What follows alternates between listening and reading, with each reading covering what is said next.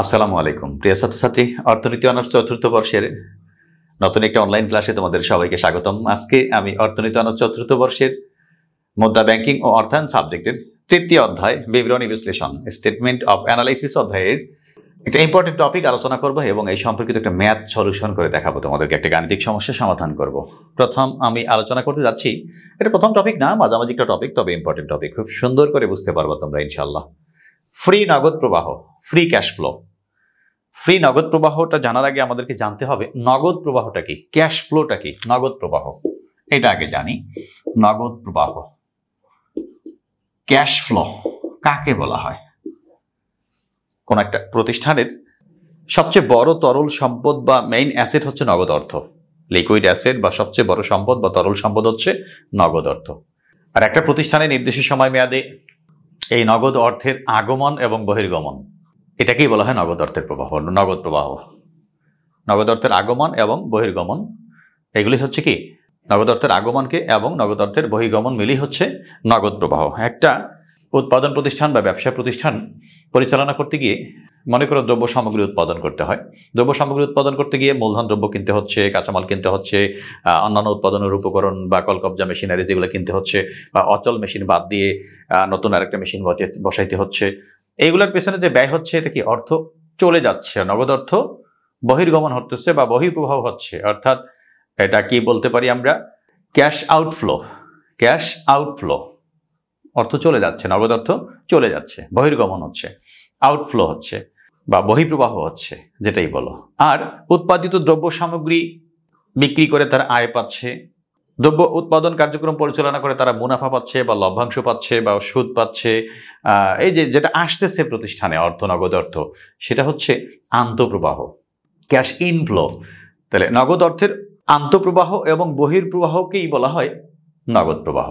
একটা প্রতিষ্ঠানে কোনো নির্দিষ্ট সময়ে নগদ অর্থের আন্তঃপ্রবাহ আর বহিঃপ্রবাহ মিলেই হচ্ছে নগদ প্রবাহ। সেটা আসতেও পারে অর্থ, নগদ অর্থ যেতেও পারে, দ্যাট মিনস নগদ প্রবাহ। আর আমরা আলোচনা করব ফ্রি নগদ প্রবাহ, free cash flow. Free cash ফ্লোটা কি? পরিচালন কার্যাবলী হতে প্রাপ্ত নগদ প্রবাহ থেকে স্থায়ী মূলধনের বা স্থায়ী সম্পত্তিতে বিনিয়োগের অর্থ বাদ দিয়ে যে অতিরিক্ত অর্থ থাকে বা যে অতিরিক্ত অর্থ পাওয়া যায়, সেটাকে বলা হয় ফ্রি নগদ প্রবাহ। পরিচালন কার্যাবলী হতে, যে উৎপাদন প্রতিষ্ঠান পরিচালনা করে অবশ্যই একটা নগদ প্রবাহ, নগদ অর্থ পাচ্ছে। এই নগদ অর্থ থেকে বা এই নগদ প্রবাহ থেকে স্থায়ী সম্পত্তিতে বিনিয়োগের পরিমাণ বা মূলধনী ব্যয় বাদ দেওয়ার পর যে অতিরিক্ত অর্থটা থাকে, সেটি হচ্ছে ফ্রি নগদ প্রবাহ। আবারও শুনি, আমি লিখে দিচ্ছি তোমাদেরকে। পরিচালন কার্যাবলী হতে প্রাপ্ত নগদ প্রবাহ থেকে স্থায়ী সম্পত্তিতে বিনিয়োগের পরিমাণ বাদ দিয়ে যে পরিমাণ অর্থ থাকে, সেটাকে বলা হয় ফ্রি নগদ প্রবাহ। স্থায়ী সম্পত্তিতে বিনিয়োগের পরিমাণ বাদ দেওয়ার পর স্থায়ী সম্পত্তিতে বিনিয়োগের পরিমাণ বা মূলধনী ব্যয়, একই কথা, স্থায়ী সম্পত্তিতে বিনিয়োগের পরিমাণ বা মূলধনী ব্যয়, এটাকে এইভাবে বলতে পারি, মূলধনী ব্যয় বাদ দেওয়ার পর যে অতিরিক্ত অর্থ থাকে তাকে ফ্রি নগদ প্রবাহ বলে। ফ্রি ক্যাশ ফ্লো, ফ্রি নগদ প্রবাহ, ফ্রি ক্যাশ ফ্লো, এফসিএফ। এটা লেখে না সাধারণত, আমরা লিখতে পারি কিন্তু। ফ্রি ক্যাশ ফ্লো, ফ্রির এফ, ক্যাশের সি, ফ্লোর F, free cash flow, FCF. এক এক এই ফ্রি ক্যাশ ফ্লো বা ফ্রি নগদ প্রবাহটা কি কাজে লাগে? যে পাওনাদারদের দাবি, যেমন সুদ, যাদের কাছ থেকে মূলধন নিয়েছিলাম তাদেরকে সুদ দিতে হবে। এই ফ্রি নগদ প্রবাহটা আবার কি কাজে লাগে? পাওনাদারদের সুদ এবং শেয়ার হোল্ডারদের বিভিন্ন দাবি দেওয়া, যেমন কি তারা লভ্যাংশ যেতে পারে, এগুলো পরিশোধে আবার এই ফ্রি নগদ প্রবাহটা ব্যবহৃত হয় বা ব্যয় হয় আর কি। ফ্রি নগদ প্রবাহ যেটা থাকে, সেটা কি করা হয়? সেটা দিয়ে বিভিন্ন দাবি দেওয়া, যেমন পাওনাদারদের সুদ, তারপরে শেয়ার হোল্ডারদের লভ্যাংশ, ঠিক আছে, এইসব দাবি দেওয়া পূরণে ব্যবহৃত হয়। আমরা এই যে হ্যানরি এবং রবিনসন এই দুইজনে মিলে যেমন ফ্রি নগদ প্রবাহ সম্পর্কে বলেছেন যে মূলধন ব্যয়ের অতিরিক্ত পরিচালন নগদ প্রবাহ হচ্ছে ফ্রি নগদ প্রবাহ মূলধনী ব্যয়ের অতিরিক্ত যেটা পাচ্ছি ফ্রি নগদ প্রবাহ থেকে বা পরিচালন কার্যাবলী থেকে যে অর্থটা পাচ্ছি ওই অর্থটা কি মূলধনী ব্যয়ের থেকেও বাড়তি যেটা পাচ্ছি, বা এটাকে এইভাবে বলতে পারি মূলধনী ব্যয় অপেক্ষা যে পরিমাণ বেশি অর্থ আমরা পরিচালন কার্যাবলী থেকে পাই সেটাকে বলা হয় কি ফ্রি নগদ প্রবাহ। আবারও শোনো, যে মূলধনী ব্যয় হতে বাড়তি যেটা নগদ প্রবাহ পাওয়া যায় পরিচালন কার্যাবলী থেকে সেটি হচ্ছে ফ্রি নগদ প্রবাহ। তো আমরা এটাকে একটা সূত্র আকারে দাঁড় করাতে পারি। ফ্রি নগদ প্রবাহ, ফ্রি নগদ প্রবাহ ইজ ইকুয়াল পরিচালন কার্যাবলী হতে নগদ প্রবাহ, পরিচালন কার্যাবলী হতে প্রাপ্ত নগদ প্রবাহ, OCF বলতে পারি operating cash flow plus operating cash flow plus সুদ পরিশোধ, অপারেটিং ক্যাশ ফ্লো প্লাস সুদ পরিশোধ ইন্টু 1 মাইনাস কর হার মাইনাস, দেখো কি বললাম, পরিচালন কার্যাবলী হতে প্রাপ্ত নগদ প্রবাহ প্লাস সুদ পরিশোধ ইন্টু 1 মাইনাস কর হার মাইনাস মূলধনী ব্যয় বা স্থায়ী সম্পত্তিতে বিনিয়োগের পরিমাণ, যেটা আর কি স্থায়ী সম্পত্তিতে বিনিয়োগের পরিমাণ, দ্যাট মিনস মূলধনী ব্যয়। এটাকে আমরা বলতে পারি পরিচালন কার্যাবলী হতে নগদ প্রবাহ, আমরা বলতে পারি OCF operating cash flow plus সুদ পরিশোধকে আমরা আই দ্বারা নির্দেশ করতে পারি, 1 মাইনাস কর হারকে আমরা ছোট টি দ্বারা নির্দেশ করি, ছোট টি দ্বারা কি বোঝায় কর হার, minus NCO net capital outflow, net capital outflow. দেখো এটা আমরা এইভাবে বলতে পারি, দেখো ফ্রি নগদ প্রবাহ FCF ইজ ইকুয়াল, এখানে কমা দিয়ে আমরা লিখতে পারি FCF is equal OCF plus I into 1 minus T minus NCO। এখানে কোনটা কি আমি একটু লিখে দিচ্ছি, OCF operating cash flow, operating cash flow, তারপরে এখানে আই দ্বারা সুদ বুঝাচ্ছে। প্রশ্ন হতে পারে স্যার ইকোনমিক্সে আই দ্বারা তো বড় আই বা ক্যাপিটাল আই দ্বারা আমরা ইনভেস্টমেন্ট বুঝেছিলাম, এখানে আই দ্বারা কি বুঝাচ্ছে, সুদ, ইন্টারেস্ট মানে মোট সুদ, আর ছোটটি 1 তো সূত্রের 1, ছোটটি দ্বারা বুঝাচ্ছে কর হার, আর NCO net capital outflow, net capital outflow. খেয়াল করো, এই সূত্রটা খুব ভালো করে জানতে হবে তোমাদেরকে। সূত্রটা আমরা এইভাবেই খেয়াল রাখতে পারি, খেয়াল করো সবাই, যে ফ্রি নগদ প্রবাহ FCF ইজ ইকুয়াল পরিচালন কার্যাবলী হতে প্রাপ্ত নগদ প্রবাহ প্লাস সুদ পরিশোধ ইন্টু 1 মাইনাস কর হার, এটা ব্র্যাকেটে থাকবে 1 মাইনাস কর হারটা, মাইনাস স্থায়ী সম্পত্তিতে বিনিয়োগের পরিমাণ বা মূলধনী ব্যয় NCO নেট ক্যাপিটাল আউটফ্লো। এটা সংকেত হিসেবে জানতে পারো OCF plus I into I থেকে সুদ বা সুদ পরিশোধ ইন্টু 1 মাইনাস ছোট টি মাইনাস NCO মূলধনী ব্যয় বা নেট ক্যাপিটাল আউটফ্লো। একটা কোশ্চেন আমি উঠাবো, গাণিতিক সমস্যা, সেটা উঠায় আমি তোমাদেরকে সলিউশন করে দেখাবো এই সূত্রটা ব্যবহার করে। সবাই খেয়াল করি মনোযোগ সহকারে। দেখো একটা গাণিতিক সমস্যা, 2015 সালে ACI কোম্পানি, মনে করো ACI কোম্পানির পরিচালন কার্যাবলী হতে নগদ প্রবাহ, ACI কোম্পানির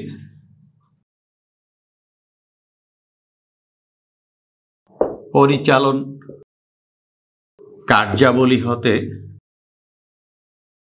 নগদ প্রবাহ 5 লক্ষ টাকা। 2015 সালে এসিআই কোম্পানির পরিচালন কার্যাবলী হতে নগদ প্রবাহ হচ্ছে 5 লক্ষ টাকা। সুদ পরিশোধ মনে করো 93,000 টাকা। সুদ পরিশোধ 93,000 টাকা। মোট স্থায়ী সম্পদ বৃদ্ধি, মূলধনী ব্যয় 3,47,000 টাকা। মূলধনী ব্যয় 3,47,000 টাকা। কর হার 29% হলে ফ্রি নগদ প্রবাহ নির্ণয় করো।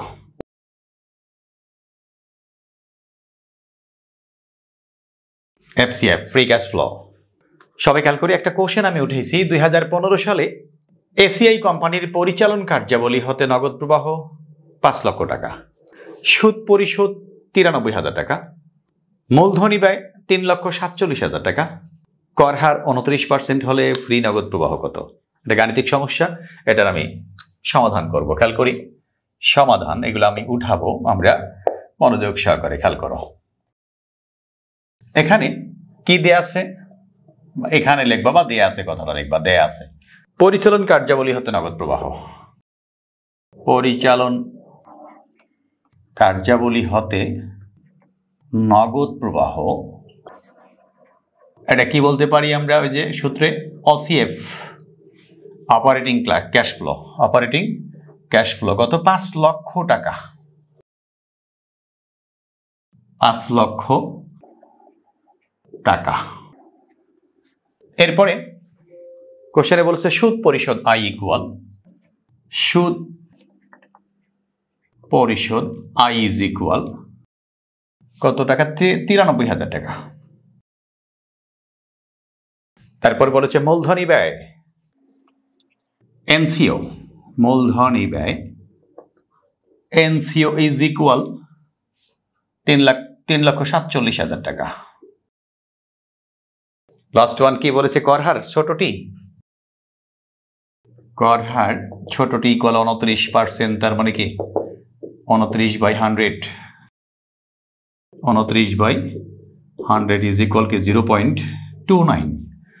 নগদ প্রবাহ নির্ণয় করতে বলেছে, ফ্রি নগদ প্রবাহ, ফ্রি নগদ প্রবাহ FCF, free cash flow is equal what? আমরা জানি সূত্রটা তো আমরা মুখস্থ রাখবো সবাই।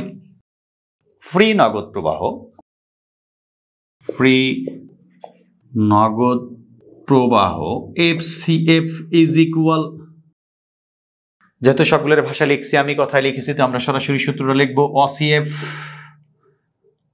প্লাস আই ইন্টু, কোনটা তারা কি বুঝে এখানে আমরা ডিটেলস লিখেছি, এখানে সরাসরি সূত্রটা আমরা লিখবো I into 1 - T minus NCO, net capital outflow. এখন মান বসাও। অসিএফ কত পেয়েছি আমরা? 5 লক্ষ। প্রতিষ্ঠান এসিআই কোম্পানি 2015 সালে পরিচালন কার্যাবলী থেকে নগদ প্রবাহ আসে কত? 5 লক্ষ, প্লাস সুদ পরিশোধ কত? 93,000 ইন্টু 1 - টি, 1 - টি, কর হার টি কত এখানে? 0. এই যে বের করে রাখছি আমি, দেখো 0.29, 0.29 মাইনাস এনসিও কত? 93,000। এটা ক্যালকুলেশন করলেই তোমার ফ্রি নগদ প্রবাহ বের হয়ে যাবে। দেখো 5 লক্ষ প্লাস 93,000, এটা ক্যালকুলেটর ব্যবহার করবা তুমি। 93,000 এটা কত হবে? 0.71 মাইনাস 93,000। কোথায় মিস্টেক হয়েছে? এখানে 93 ডাবল হলো কেন? এখানে কি এনসি হচ্ছে 3,47,000, 3,47,000। তো দেখো এটা ক্যালকুলেশন করো তোমরা, সাইন্টিফিক ক্যালকুলেটর ব্যবহার করে একবারে এটা টানতে পারবা। দেখো 50,000 কি 5 লাখ, 5 লক্ষ plus 93,000 into 0.71 minus 3,47,000 is equal 2,19,030।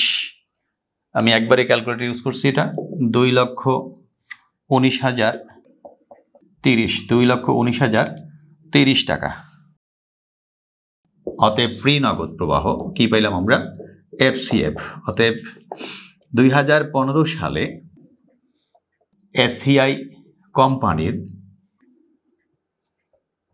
Free নগদ প্রবাহ 2,19,030 টাকা। এটাই উত্তর। আশা করি কঠিন লাগার কথা নয় ডিয়ার স্টুডেন্ট। তোমরা কোথাও সমস্যা মনে করে থাকলে অবশ্যই আমাকে জানাবা। আমার বিশ্বাস তোমরা এটা খুব ভালো করেই বুঝছো। আমি একেবারে স্টেপ বাই স্টেপ দেখানোর চেষ্টা করেছি।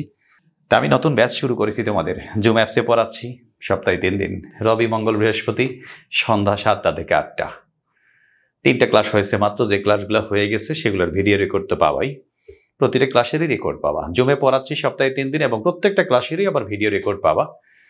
12টা ক্লাসে 1 মাস কাউন্ট করে প্রতি 12টা ক্লাসেই 510 টাকা ফি আর কি, 1 মাসের ফি অ্যাডভান্স দিয়ে তোমাদেরকে ভর্তি হতে হয়। তোমরা যারা পড়তে আগ্রহী আমার কাছে, তোমরা যারা 4th ইয়ারে পড়ালেখা করো, তারা সবাই মোটামুটি আমাকে চেনো। যারা স্মার্টফোন ইউজ করো, আমার কাছে না পড়লেও আমাকে চেনার কথা আমার বিশ্বাস। ঠিক আছে, ইকোনমিক্স হবে ইউটিউব চ্যানেলের মাধ্যমেই আমাকে চেনার কথা। যাই হোক, যারা চেনো না, নতুন অনেকেই আবার চিনতে পারো। চেনো যারা এবং যারা চেনো না তাদের সবাইকে ওয়েলকাম। তোমরা যদি সঠিকভাবে শিখতে চাও, আমি তোমাদের 3-4টা সাবজেক্ট এইরকম করে ধারাবাহিকভাবে শেখাবো। ঠিক আছে, অর্থাৎ জুমে পড়াবো অনলাইন ব্যাচে এবং প্রতিটা ক্লাসের ভিডিও রেকর্ড পাবা। আশা করি 5 থেকে 6 মাসের মধ্যেই 3-4টা সাবজেক্ট আমি শেষ করে দেবো ইনশাল্লাহ। প্রথমত আমার টার্গেট হচ্ছে, যেমন মুদ্রা ব্যাংকিং শুরু করেছি, এটা একটা পর্যায়ে নিয়ে যাওয়ার পর আমি আন্তর্জাতিক অর্থনীতি শুরু করব বা গবেষণা পদ্ধতি পড়াবো। এরপরে অন্য কোনো সাবজেক্ট যেটা তোমাদের ঝামেলা মনে হয় সেগুলো আমি হাত দিতে পারি বা হাত দেবো ইনশাল্লাহ। তো তোমরা যারা পড়তে আগ্রহী তারা আমার এই নাম্বারে 01716974057 নাম্বারে হোয়াটসঅ্যাপে নক দাও।